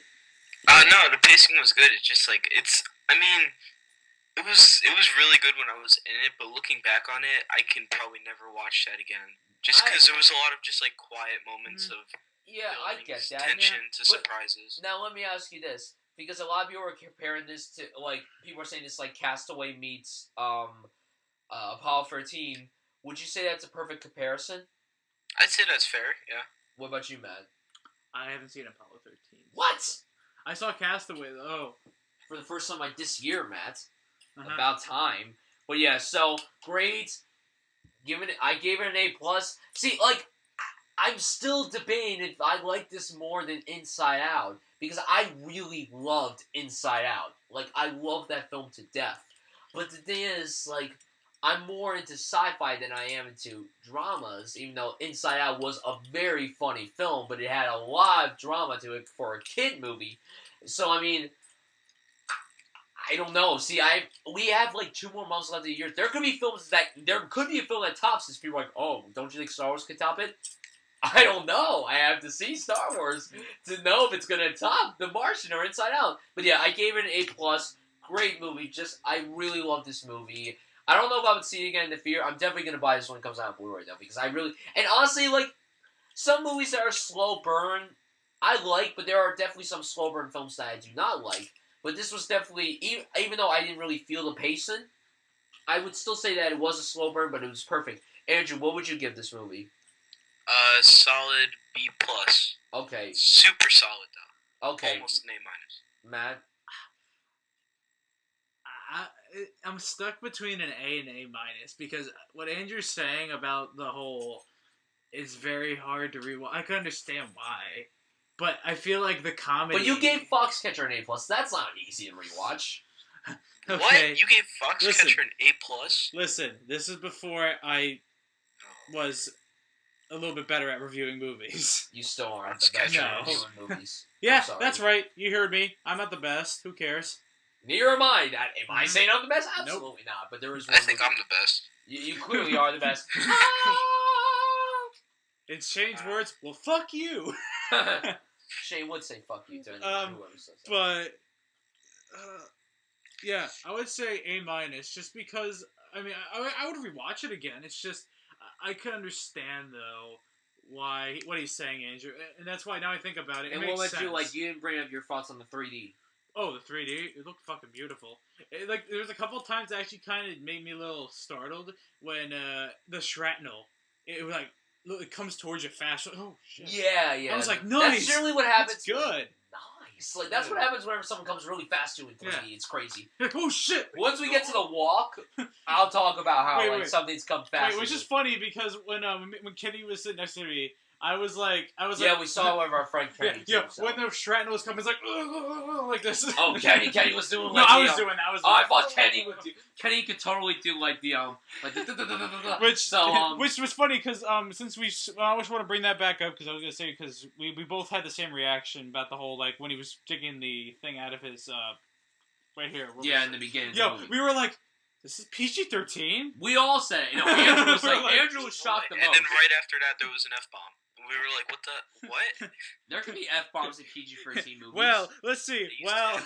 Let's see. In Conjuring, it's almost not that disturbing. The Conjuring's a horror movie. That's right. why it's rated R. But yeah, we all do recommend going to see The Martian. We do think it's I thought it was a great film. Andrew really liked it, and so did Matt. So yeah, those are our thoughts on The Martian. We sadly can't bring a Sicario review. I was gonna see it today, but let's say shit happened. So you're gonna move on to the walk. Well, I didn't tell you this. Mm-hmm. I saw Sicario today. You son of a bitch! I saw Sicario. Okay, so I saw it. That's why I told you that I was gonna be busy in the afternoon. I didn't feel bad. That's why I don't feel guilty now because I was gonna feel guilty for seeing it before you. I thought. For a minute. Well, I saw it, so I'm allowed to talk about it. Wait, Andrew, you saw it too, right? Hell yeah. Okay. You saw it with... Oh, no, you didn't see it. No, I saw it with Frank. Frank. Yeah, I saw it with Frank. Frankfurter. Frankfurter. But, yeah, Sicario's been getting a lot of praise. I get Expanse this week, so that's why we're talking about it. I like to go see that. But, you know, it's a very critically acclaimed film that just came out. Even people are claiming yeah, it was pretty busy when we saw it. So, as I've seen, like, it actually, some people say it's better than Prisoners. Not at all. I don't know. So here we go. Okay, right. I really liked Sicario. I didn't love it, but I understand the love going for this film. What I really liked about the movie was that, well, first of all, even if it wasn't directed by Denis Villeneuve, the plot does sound really interesting. I'm a sucker for crime, cartel type of films. It's what Sabotage should have been, basically. Oh, great. You have to say that again. Don't say that until you see that movie. But is that what they're trying to say? Like, see, I didn't see Sabotage, and I had no interest in that movie. Because it reminds me of Sabotage, but in a good way. That's because Sabotage had something to do with the cartel. That's why. Because it's kind of like that, where it involves corruption, drugs, bodies inside the house. Yes, but let's just get into this. Like, I really liked it. I just didn't love it like a lot of people did. Okay. There are many things about the film that I love. I'll start with the performances. I really, really, really loved Emily Blunt in this movie. I thought that this is probably, competing with Edges Tomorrow, this is probably my favorite performance I've seen from her. I think that's, I've always liked, first of all, she is one of the most beautiful, talented, nicest women on the planet. I see her in interviews. She is like the sweetest, like, gal ever. You know, if I ever had to interview her, I'm sure she would be the nicest gal ever. She's your babe number 2. You know what? To be quite honest, the thing is, see, like, some people are like asking me, why is Jessica Chastain your babe? She's not even that hot. I'm like, okay, listen, she may not be the hottest person on the planet, but you can't deny the fact that she ain't a talented actress. Like, she is fucking talented as shit. And she really, and I'm sorry, she is the best looking actress with red hair. I'm sorry, that's the truth. But I loved Emily Blunt in this movie. I thought she nailed the FBI agent very well. She was so scared and she was badass at the same time. Like, she was a scared version of Rita. If Rita was an FBI agent, Rita, the character from Edge Tomorrow. And Josh Brolin did great too. He's always good. And Benicio del Toro given one of the best performances of his entire career. His best performance probably since Traffic, which he did win the Oscar for. He's definitely going to get nominated for Best Supporting Actor. I wouldn't be surprised if some people say he could win. I'm like, some people say he could win. I'm like, okay, I wouldn't go that far yet. I have to see other performances first.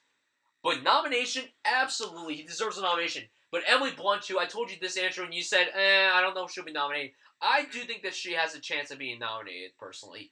And the reason why is because the Academy usually likes roles like this. They usually like kind of dark roles. Because if you look at the roles they nominated for Best Actress, Rosamund Pike for Gone Girl, she was nominated. Now, obviously that role is more darker than this role. That whole role is darker than this entire film. So that's the truth. But it's still pretty dark. But I do think that whenever you play someone so real, I think you can get nominated. I would say the film is Roger Deakins' cinematography is just so immaculate. His cinematography is like a painting. Every single shot has an important meaning to it, and that's like amazing. Like, even if he does a bad film, like Unbroken, for instance, which wasn't terrible, but it wasn't great either. That film is like so beautiful looking. I just couldn't take my eyes off it, even though I was like, this movie is really like kind of aggravating me. You're trying to say. No, Matt, stop using words that other people use. I did not say that film was mediocre. That film was not mediocre. If I said it was, I would kind of be offending people. Even though I think I liked it more than American Sniper, personally. But, because I was expecting more stuff from American Sniper than, Unbroken. I can just actually see Bradley Cooper, and I think about it. He's calling it American Snipper, just see him, like, neutering people. Oh, That's God. disgusting. That's kind of fucked up. That's fucked up. That is disgusting. That's darker than Sicario. That's the most disgusting thing I've heard all day. Now, but is that darker than Sicario? Probably. Yeah! But, Take that. But yeah, Roger Deakins' cinematography was great. The guy who wrote this... Now, this is the most interesting thing I've heard. When I looked at the guy who wrote the script, I had no idea who he was. I didn't know if he was a new writer or if he wrote stuff before. So when I looked him up, it said he was an actor on a TV show. And I'm like, what TV show? And he had a big role on one of my favorite shows, Sons of Anarchy. He was Officer Hale. If any of you watched Sons of Anarchy or watched it, Officer Hale was one of those characters that was a police officer for the first few seasons, and he killed it. When I found out he wrote that, I'm like, Officer Hale wrote a screenplay? I'm curious to see this movie, and I thought the script was really good. Not incredible, but it was a pretty good script, and Denis Villeneuve's direction was pretty good. Now, what I'm going to say is this. Prisoners is the best film I've seen from him. It's the best film. Now, I would say that this is probably... it's really hard to explain because the movie might be a little fat. Like, Prisoners, even though it wasn't a slow-paced film, I did feel the pace from it, even though I loved that film to death. This, I kind of didn't really feel the pace at all. Like, I didn't feel it at all. And I think it was much shorter than Prisoners. It was like a half hour shorter than Prisoners. So, I mean, like, I would say this might be his shortest film. And might be his fastest paced film.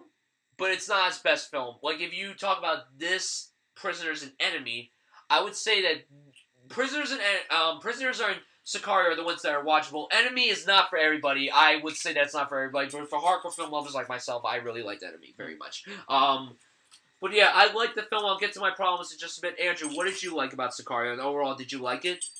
Yeah, I really, really, really enjoyed it. One thing that I loved, obviously, was Roger Deakins. I mean, the nighttime scene, there was this one shot in particular that was filmed in the night. It's a little bit of a spoiler, but it had guys walking in the night and their shadow was there. And it was a bit of a long shot, and it was just so beautiful. I was just, like, smiling because of how great it looked. I was Every single shot in that film was just so good to the point where I just couldn't even breathe. I'm like, how has this guy not won an Oscar? I'm just shocked that he hasn't won. Unfortunately, hey, I mean, he probably won't win this year because Emmanuel Lubezki will win, but we'll see what happens. What else did you like about Sicario? Benicio del Toro was incredible. Almost No Country for Old Men-ish. Yeah. A little bit. You I was kind of had getting the that feeling of vibe. Javier Bardem's character in that movie. Yeah, I was getting that vibe a little bit. The action was amazing when it happened, and the build-up was so incredibly intense for me. Yeah, and how did you feel about, like, Emily Blunt and Josh Brolin? Josh Brolin was really good, really unexpected for him, since he's always kind of like a more quiet, kind of serious role. Yeah. This was a really unexpected turn, and he's more lighthearted. Yeah. Kind of. Wasn't he like that in was Everest, good. really? Yeah, like, I was gonna say, did he, like, walk to, like, because when I saw the trailer, I'm like, why does he look like he's, like, in Everest? It's like, because he must have walked to the other set during this time, and did both movies at the same time. I think he did both movies at the same time. Yeah. So, yeah, but Andrew, like, Emily Blunt, what did you think of Emily Blunt? Emily Blunt was good. She was very good, actually, for what she was given. Oscar-worthy? I don't think so. I think that Benicio overshadows her in the Oscar category. Oh, he absolutely overshadows. I mean, he overshadows the film itself. That's the good thing about him. he is. Yeah. Every scene he's in is just like, oh my god, why? Like, this guy needs to do more great stuff because he is just perfect in nearly everything he's in. Well, except for when he was the Collector. I did not like him as the Collector. Can I just say, One man. Benicio del Toro, is he the Sicario? I'm not telling you. Is he the Sicario? Because that would make sense why what you're sounding like says he is the movie. Well, I mean, he is. Like, he gives the best performance in the entire film. Mm. Well, I mean, there aren't really many performances, though. I That's need to the say thing. this, because I'm guessing he's like a very... You would have seen it anyway, because No, Prisoners I was wanna like see your it. second favorite film of 2013. So, I mean, like, and you haven't seen Enemy. Wait, Andrew, did you see Enemy? I haven't gotten a chance to see it. Yo, one day we need all three to watch this. I've seen Enemy, so Well, you can just be like about it, and then we just watch it. I don't spoil shit like you do. You spoil everything. Mm-hmm. You spoiled something for yourself. You spoiled the big thing. Don't say it. Because Andrew might not know, because Andrew hasn't probably seen... I didn't watch a trailer before seeing that movie, so yeah. But what I didn't like about the movie, there were some script issues with the movie, and then there was some character... the main characters were well developed and everything, but then there were some other characters. Like, there was one guy played by John Bernthal, who just... I don't know, I felt he was misplaced, even though his character does serve a purpose to the film. And, the guy, Emily Blunt's partner... I don't know, he reminded me too much of a Chris Tucker-like person. I don't know, he looked too much like Chris Tucker. Part of me thought that was Chris Tucker at first. I'm like, wait, did Denis Villeneuve really cast Chris Tucker in this movie? Okay, I guess Denis Villeneuve loved his performance in Silver Linings Playbook. Yeah, it's funny, he just starts cracking jokes at, like, the Mexican border. Yeah, and then he would probably get shot. He'd be like this, they wouldn't understand. He's like, do you understand the words that are coming out of my mouth? And then he would get killed. But yeah, those are really the only problems I have with the movie. Andrew, what did you, like, was there anything you didn't like about this movie? No, I thought everything was nice. The only thing that I didn't like, and this is way after the fact, I actually watched a trailer, and the trailer spoils so many great unexpected moments that I had, because I was completely blind walking into this, and the trailer spoils... See, I saw the trailer when it came out, but I didn't really remember it. It played a lot, but the thing is, I didn't really remember the trailer. Because I'm like, that's a good trailer, but it's not one of those trailers I will remember, like, completely, like The Martian or The Revenant. So, I mean, like, yeah, but overall, I did like it. I would say go check it out. I'd give it an A-. I think it was a very good film. I just don't think it was incredible like everyone else points out to be. And I'm not saying it's not overrated. I'm not giving it the overrated status, but it still is a very good film. Andrew, what is your grade? A+, because the last third of the movie was just mind-blowing. Oh, the last third was terrific. So good. Fucking amazing. So now, we get to the limited releases. There are 2 limited releases. The Walk, this is only an IMAX 3D. I saw this. Matt will probably see this before next week's episode. We'll talk about it next week because it expands into why I release next week. Because my plan is tomorrow probably try to see Sicario. Basically try to see Sicario and see The Walk myself if I have to. See it in IMAX 3D. That's what I'm going to do. I'm going to go to AMC and go see it. Kurt has no interest in seeing it, does he? No. Well, that's what I'm saying. I'm gonna go see it myself. Sicario on Tuesday. Isn't Tuesday night? No, but Tuesday night. No, because again, he wanted to go today, but he's like, okay, maybe we'll go tomorrow morning. So I'm like, okay. When does Kurt go in the morning? That's because he's got his.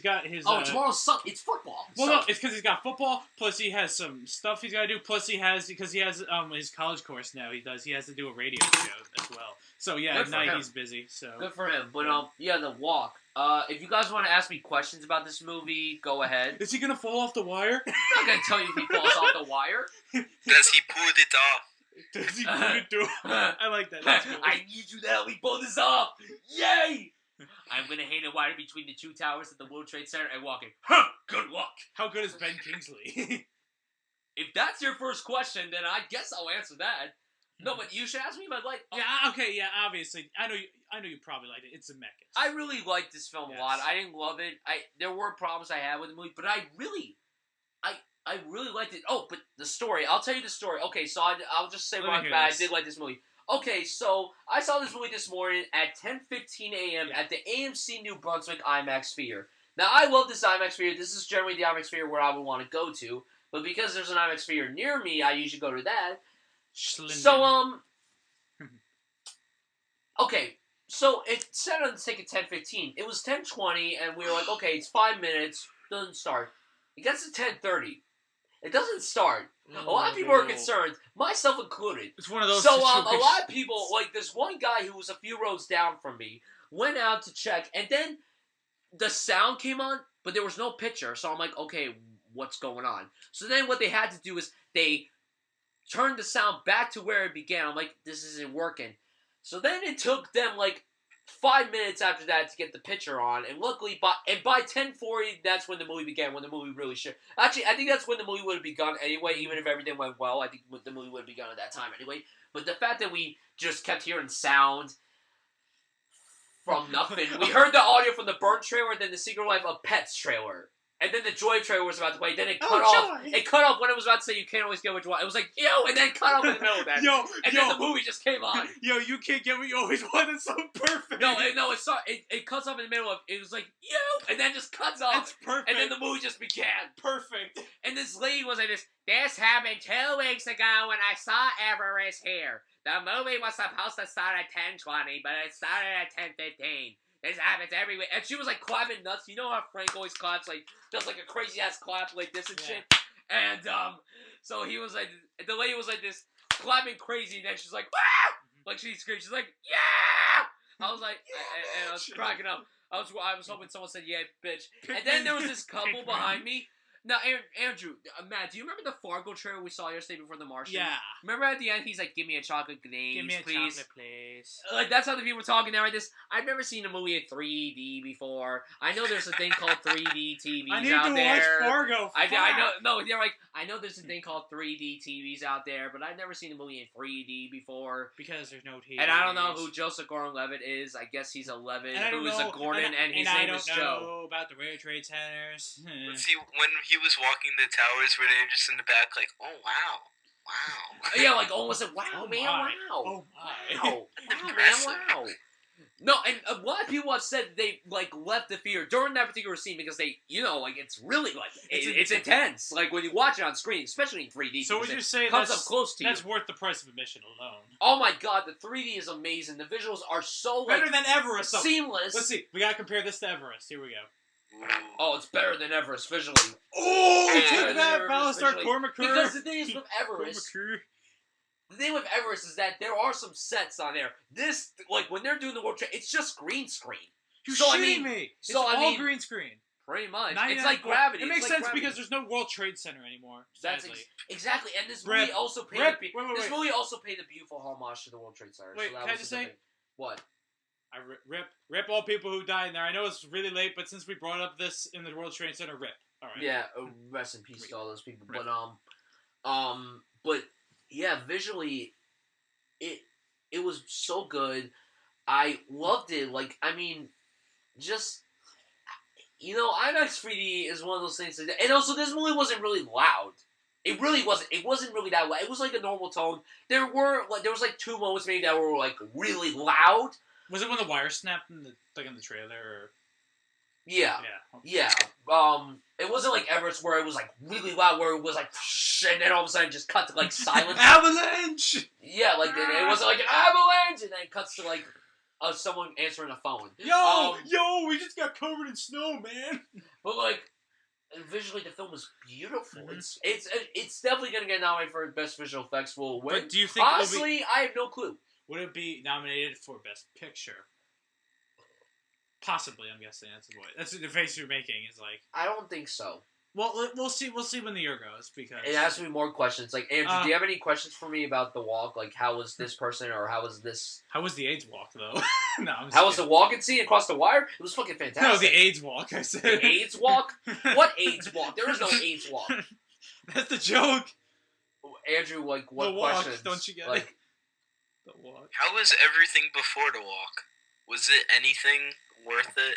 Well, some people have been complaining that the first 2 acts are just... Well, alright, I mean, I wouldn't really consider these acts, I would consider them more halves. I like the first half. I don't think it was as good as the second half, of course. Well, but like, this is intense. once they're putting the wire, like, once they're setting up everything for the wire, plus...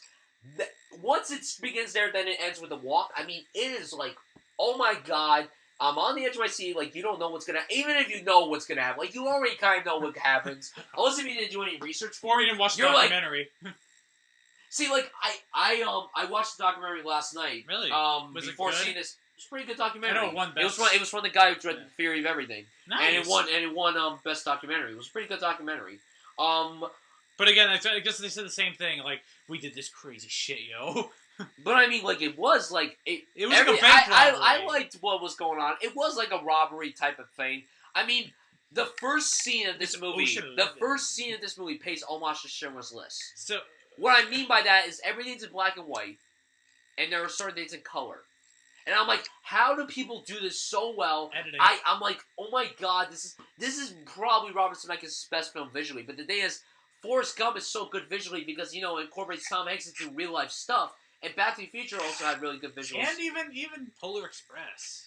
That was motion capture stuff. It was really good, though. He does good with his motion capture stuff. No. But, any other questions? Like, how was this person, like, what? I was going to say, how was Joseph Gordon-Levitt, since we never really spoke about him yet? You know I love Joseph Gordon-Levitt. I know, but how was he as Philippe Petit? You know, like... Did he pull a good French accent? Okay. When I first heard the accent, like, in the trailer, I'm like, I don't know how I feel about this. You need to help so me. then saw the movie, the first, like, 5 minutes of the movie, I'm like, I don't know. And then once the movie, honestly, like there was points of the movie, I'm like, oh my god, I completely forgot that's Joseph Gordon-Levitt. Mm-hmm. Like, I thought that was like a real French man. Like, I honestly forgot that was Joseph Gordon-Levitt. Yo, you want a And then there was one point, like, so I'm like, wait, why is Joseph Gordon-Levitt? Oh, that's right, he's playing the main character. Like, I completely forgot at one point that he was playing the main character. He was Philippe. No, he did very good. Some people say Oscar buzz. I don't think so. I think he's going to get an Oscar nomination sometime in the future. Maybe. Do you think he's going to get a Golden Globe though? No.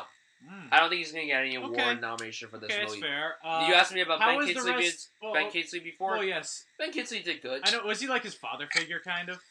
I'm guessing because he was one of the people that taught him how to do wiring. And also, the good thing is, Joseph Gordon-Levitt learned how to do some of the high wiring himself. While making this movie, which worked very well because it looked like Joseph Gordon-Levitt did a majority of his stunts. It only looked like one time he didn't do the high wiring stuff. But obviously the wire wasn't so high off the ground when they filmed the movie. They just make it look like it's high off the ground. That's the thing. So I mean, so how was his like crew, like his kind of like his Ocean's 11 like entourage? They did good. They did good. Because that's the best way probably to describe this. It's like, I mean, because I haven't seen Oceans, but I can guess because it's a bunch of guys doing illegal shit. Yes. So it's like Ocean's 11, but on a wire. Yes. In New York. But Andrew, do you have any questions that weren't already asked? Not really. To be honest, I'm not incredibly interested in this movie. Why is that? See it. Why are you not interested in it, really? I don't know. It's just like nothing about it really grabs me. Like, I mean, it doesn't sound nothing special. before the Wire thing. I'll probably watch that somewhere, sometime. Yeah, just wait for it to come on like HD TV. Don't watch it like on a tiny, crappy quality thing. Don't watch it on like a 240p. Yeah, don't watch it on 240p. That just ruins it. Now, did I have any problems with the movie? I would say, yeah, like the first half was a little off. I didn't feel the pacing. I thought it was a pretty fast-paced film. Well, it's not a long movie either. It's really not that. It's only like it's like an hour and 55 minutes. Yeah, it's not bad. That's not too bad. That's about average length. That's not too bad. And I'm guessing it's justified the length. It is. But then like there are just a few characters that could have been developed just a little more. Not like they were well developed, but they weren't like incredibly well developed. The girl, though, I will say, the girlfriend in the movie, his girlfriend. Oh, well, they probably get married after. I'm not gonna tell you what happens.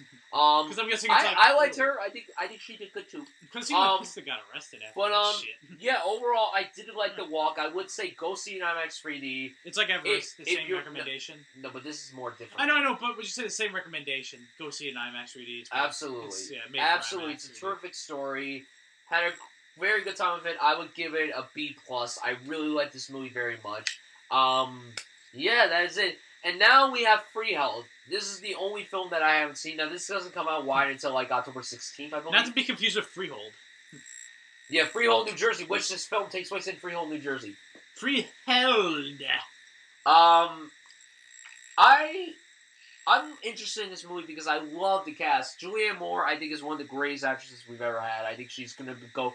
Once she goes on, she will be remembered as one of the best actresses of ever.